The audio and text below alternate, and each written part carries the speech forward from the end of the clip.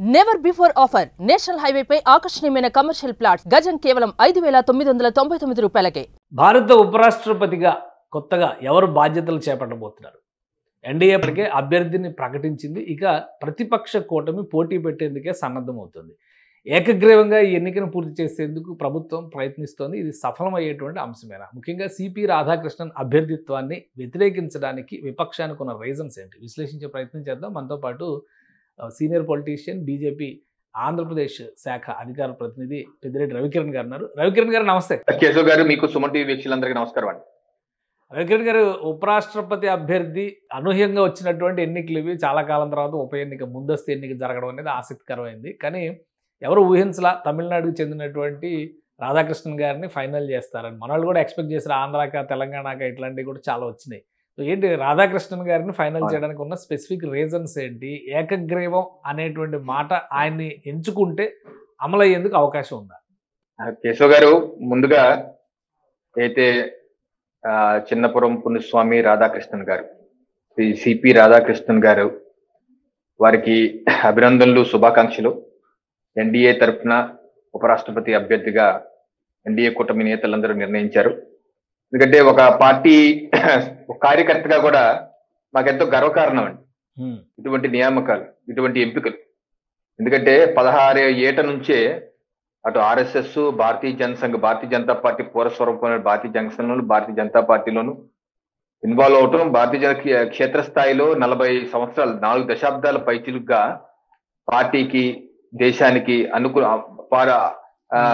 సిద్ధాంతానికి, ఆచరించిన విధానానికి పనిచేసుకుంటూ ఇది అంచెంచెలుగా పనిచేసుకుంటూ క్షేత్రస్థాయి కార్యకర్తల నుంచి ఈ రోజు ఉపరాష్ట్రపతి స్థాయికి రావటం అంటే ఇది ప్రజాస్వామ్యం యొక్క గొప్పతనం. భారతీయ జనతా పార్టీలోని ఇది సాధ్యం అండి. ఎందుకంటే సామాన్య కార్యకర్తకు కూడా అసామాన్యమైనటువంటి బాధ్యతలు ఇచ్చే అవకాశం కేవలం భారతీయ జనతా పార్టీ ఉంది. ఆ రకంగా నేను కూడా ఒక సామాన్య కార్యకర్తగా ఎంతో మా అందరికీ స్ఫూర్తి నింపే ఈ ఎంపిక.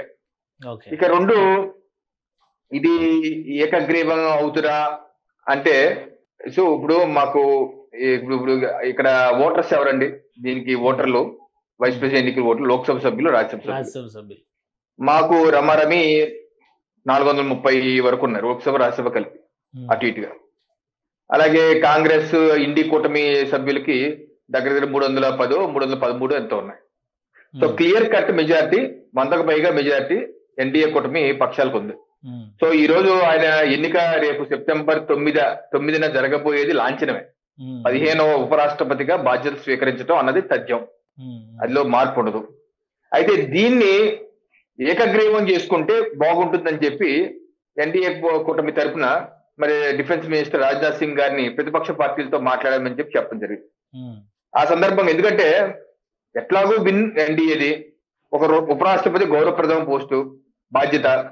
అలాగే ఫస్ట్ టైము అంటే చాలా కాలం తర్వాత తమిళనాడు నుంచి ఆర్ వెంకటరామన్ గారి తర్వాత, అంతకుముందు సర్వేపల్లి రాధాకృష్ణ గారు మొదటిసారి చేసినప్పటికీ ఆర్ వెంకటరామన్ గారి తర్వాత చాలా కాలం తర్వాత తమిళనాడుకి ఈ అవకాశం, తమిళ పుత్రుడికి ఈ అవకాశం కలుగుతుంది. సో ఈ వివిధ, అలాగే ఆయన సూక్ష్మమైన కార్యకర్త. అలాగే గతంలో గవర్నర్ గా, జార్ఖండ్ గవర్నర్ గా చేశారు. ఇప్పుడు ప్రస్తుతం మహారాష్ట్ర గవర్నర్ గా అందరు మనల్ని పొందారు. మహారాష్ట్రలో మా opposition party Shiv Sena, Uddhav Thackeray group ఉంది చూసారా, వాళ్ళు కూడా స్వాగతించారు. అలాగే సమాజ్వాదీ పార్టీ కూడా నో చెప్పలేదు, మేము దీన్ని రాజ్నాథ్ సింగ్ గారు మాట్లాడినప్పుడు మేము పరిశీలిస్తామని చెప్పి అన్నారు. సానుకూలంగా డిఎంకే కూడా ఏమంటుంది? డిఎంకే మాకు తమిళనాడు నుంచి ఒక క్యాండిడేట్ ని ఎన్డీఏ పెట్టారు కాబట్టి మేము వాళ్ళకు ఓటేసే పరిస్థితి ఉంది. మీరు కనుక ఆ పరిస్థితి రానివ్వకుండా ఉండాలంటే ఇండియా కూటమి తరఫున మేము డిఎంకే నుంచి తమిళనాడు నుంచి సూచించిన అభ్యర్థిని పెట్టండి, అప్పుడు కానీ మేము మీకు ఓటేయలేము అని వాళ్ళు 2 పేర్లు కూడా సజెస్ట్ చేశారు. శివ అని ఒక రాజ్యసభ సభ్యులు, ఆయన పేరు, అలాగే అన్నాదురాయ్, రెండు పేరు సజెస్ట్ చేశారు. అంటే ఇంచుమించుగా వాళ్ళు కూడా రాధాకృష్ణ గారి అభ్యర్థి గారు తప్పగా అయింది పరిస్థితి. ఎందుకంటే అటు పక్కన తృణమూల్ కాంగ్రెస్ ఏమంటున్నారు, రాజకీయాల్లో లేని వ్యక్తిని పేరు పెట్టండి అని చెప్పి అంటున్నారు. పేరు సూచించని ఇండి కుటుంబాలు అంటున్నారు. రాజకీయాలతో సంబంధం లేని వ్యక్తి జగదీప్ ధన్కర్ గారు కూడా రాజకీయాలతో సంబంధం లేని వ్యక్తే కదా, ఆయన కూడా వ్యతిరేకించారు కదా విపక్షాలు. అంటే జగదీష్ ధన్కర్ గారు గతంలో జనతా దళ్ లో ఉన్నారు, అలాగే కాంగ్రెస్ పార్టీలో ఉన్నారు. అలా రకరకాల రాజకీయ ఆయన సొంత పార్టీ కూడా పెట్టినట్టున్నారు. సో రకరకాల రాజకీయ పార్టీ నేపథ్యం ఉంది. అదే తృణమూల్ కాంగ్రెస్ ఏమన్నారంటే రాజకీయ నేపథ్యం లేని వాళ్ళని పెట్టండి, ఎలాగ అబ్దుల్ కలాం గారి లాగా ఏమైనా రాజకీయ సంబంధం తీసుకురండి అంటున్నారు. అలా తీసుకొచ్చే పరిస్థితి లేదు, ఎందుకంటే అక్కడ డిఎంకే సపోర్ట్ ఇవ్వదు. డిఎంకే దగ్గర 22 లోక్సభలోను 10 రాజ్యసభ 32 ఉన్నాయి. ఆ 32 ఎన్డీఏ కూటమికి వచ్చే అవకాశాలు అయితే ఎక్కువగానే ఉన్నాయి, ఎందుకంటే వాళ్ళకి తప్పని పరిస్థితి. అలా అటుపక్క శివసేన ఉద్ధవ్ ఠాక్రే గ్రూప్, ఇటువంటి సమాజ్వాదీ పార్టీ కూడా సానుకూలంగానే ఉంది. సో ఇన్ని నేపథ్యంలో ఇండీ కూటమి కూడా ఒకసారి ఆలోచించుకొని ఏకగ్రీవం చేస్తే వాళ్ళకి గౌరవం నిలబడతారు. లేకపోతే ఏంటి, వాళ్ళ క్యాండిడేట్ కి ఇందాక నేను చెప్పాను ఇండీ కూటమిలో అంటే వీళ్ళందరూ కలుపుకొని చెప్పాను 310 313 ఉన్నాయి. అది తగ్గి 150 సీట్లు కూడా పడిపోతాయి. ఒకటి ఇప్పుడు ఉపరాష్ట్రపతి బాధ్యతలు ఎవరు తీసుకుంటే వాళ్ళు రాజ్యసభ చైర్పర్సన్ గా కూడా వ్యవహరిస్తారు. సో అక్కడ సభా నిర్వహణ బాధ్యతలు కూడా వాళ్ళ చేతుల్లో గట్టిగా ఉండేటువంటి అవకాశం ఉంది. కాబట్టి విపక్షాలు మొదటి నుంచి వ్యతిరేకిస్తుంది, మొదటి నుంచి మాట్లాడుతుంది ఏంటంటే సభను నడిపించేటువంటి క్రమంలో విపక్షాల వాయిస్ని నొక్కేస్తున్నారు, అందుకనే రాజకీయాలకి అతీతమైన వ్యక్తిని పెట్టండి అంటారు. కొన్ని రాధాకృష్ణన్ గారిని ఫైనల్ చేసే ముందర ఎన్డీఏ పక్షాల తరఫున కానీ లేదా బీజేపీ పక్షాన్ని కానీ ఏదైనా రాయబారం నడిచిందా? అభ్యర్థిని ప్రకటించిన తర్వాత ఇప్పుడు సంప్రదింపులు జరిపితే ప్రయోజనం ఉంటుందా? అంటే ఒకటండి, కాంగ్రెస్ పార్టీ ఈ దేశాన్ని దశాబ్దాలుగా పరిపాలించింది, 66 దశాబ్దాలు పరిపాలించింది. వారి హయాంలో ఉపరాష్ట్రపతిగా అభ్యర్థుల్ని ఎప్పుడన్నా సరే పార్టీకి అతీతమైన వ్యక్తులు తీసుకొచ్చారా? వాళ్ళు ఏమన్నా ఉపరాష్ట్రపతి అభ్యర్థుల్ని ఎప్పుడన్నా పార్టీలకు అతీతంగా ఉన్న వాళ్ళని తీసుకొచ్చి కూర్చోబెట్టారా? వాళ్ళు ఏమన్నా ప్రెసిడెంట్ చేస్తే మనల్ని అడగచ్చు. ఈ రోజు వాయిస్ తొక్కేయడం ఏముంది? అసలు వాయిస్ వినిపిస్తాక రాజ్యసభకి రావట్లేదు కదా. రాజ్యసభలో అయిన దానికి కాని దానికి మనకు సంబంధం లేని కోర్టులో ఉన్నవి, వేరే దేశాలకు సంబంధించినవి, లేకపోతే ఎక్కడో దాని మీద ఎవడో ఏదో అంటాడు, ఎక్కడో దాని మీద, లేకపోతే ఎక్కడో ఏదో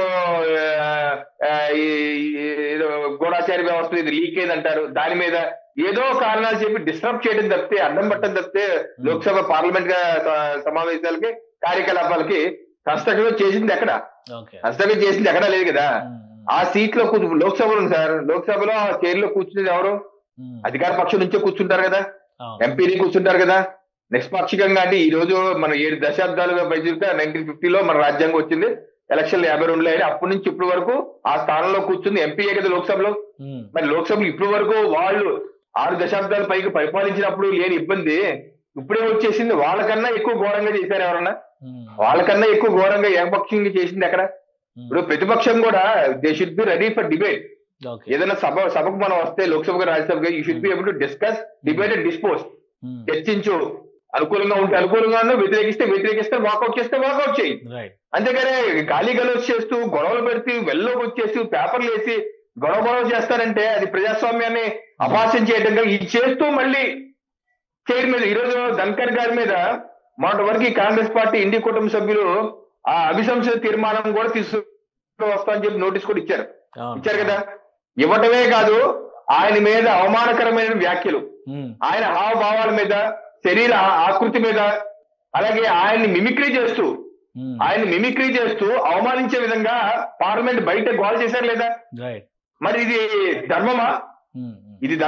ఇది పద్ధత కాదు కదా. ఈ రోజు ఆయన రాజీనామా చేసి వెళ్ళిపోతే దాని మీద మళ్ళీ ఏదో ముసలి కన్నీరు కారుస్తున్నారు, ఏదో ఆయన ఏదో అయిపోయింది, ఏదో చేసేసింది అని చెప్పి. అంటే ఏదైనా డబుల్ స్టాండర్డ్. మీ కన్క్లూజన్ ఏంటంటే ఏకగ్రీవం అవడానికి ఎంతవరకు అవకాశం ఉంది దీనిలో? ఎందుకంటే 21వ తారీఖు కల్లా నామినేషన్స్ వేయడము ఇదంతా ప్రొసీజర్ అంతా ఉంది. అవతల పక్షం క్యాండిడేట్ ని అనౌన్స్ చేస్తారా లేదా అనేది ఇంకా క్లారిటీ లేదు. సో ఏకగ్రీవం అవడానికి ఎంతవరకు ఛాన్సెస్ ఉన్నాయి? అంటే రాహుల్ గాంధీ గారు ఒక్కళ్ళు మాత్రం ఒప్పుకోరంటే మిగతా అందరూ ఒప్పుకుంటారు. ఇండి కూటమిలో రాహుల్ గాంధీ గారు ఏమన్నారంటే ఇది ఐడియాలజికల్ ఫైట్ అంటున్నారు. ఏం ఐడియాలజికల్ ఫైట్ మరి? కానీ తన ఇండి కూటమి సభ్యులు మొత్తం అయితే నాకు తెలిసి నిదానంగా, ఎందుకంటే దీనికి విప్పు జారీ ఉండదు కేశవ్ గారు, విప్పు జారీ ఉండదు, ఆత్మ ప్రబోధాన్ని ఓటేయటమే, పార్టీలు విప్పు జారీ చేయరు. అందుకని రాహుల్ గాంధీ గారి క్యాండిడేట్ మాత్రం పెట్టుకుంటారు. వాళ్ళకు ఉన్నటువంటి 99 సీట్స్ ఉన్నాయి లోక్సభలో, దానిలో ఎంతమంది వేస్తారో డౌటే. చాలా మంది జారిపోయి తమిళనాడు నుంచి వచ్చిన వాళ్ళు ఉన్నారు, కేరళలో విభేదిస్తున్న శశి తరూర్ అంటూ ఉన్నారు, చాలా మంది ఉన్నారు. సో 99లో ఎన్ని వస్తాయి, రాజ్యసభలో ఎన్ని వస్తాయి? వాళ్ళు ఇండి కూటమిలో ఉన్న మిగతా వాళ్ళు చాలా మంది సపోర్ట్ గా ఎన్డీఏ కూటమి అభ్యర్థి సపోర్ట్ గా వస్తారు. కొంతమంది అయితే ఓటింగ్ దూరంగా ఉండొచ్చు, అంటే పరోక్ష మద్దతు. సో ఈ రకంగా కాంగ్రెస్ పార్టీకి మాత్రం క్యాండిడేట్ ఉండబోతారు. ఘోర అవమానం మాత్రం తప్పదు. రాహుల్ గాంధీ గారికి ఘోర అవమానం మాత్రం తప్పదు. ఇది రాబోతుంది. Right right thank you Ravikiran గారు విశ్లేషణ అందించినందుకు. ఇది ఉపరాష్ట్రపతి అభ్యర్థిగా ఎన్డీఏ ఖరారు చేసినటువంటి సిపి రాధాకృష్ణనే ఖచ్చితంగా బాధ్యతలు స్వీకరించే అవకాశం ఉంది. ఏకగ్రీవానికి మ్యాక్సిమం ప్రయత్నం చేస్తారు, కానీ ఎటువంటి పరిస్థితుల్లో అయినా కానీ ఇండి కూటమి అభ్యర్థిని పెట్టినప్పటికి కూడా ఆయన గెలుపు సులువైనటువంటి అంశమే అని చెప్పి రవికిరణ్ గారు విశ్లేషిస్తున్నారు. ఇది special discussion. Keep watching. Suman టీవీలో మీ పర్సనల్ అండ్ బిజినెస్ ప్రమోషన్స్ కోసం కింది నెంబర్కి కాంటాక్ట్ చేయండి.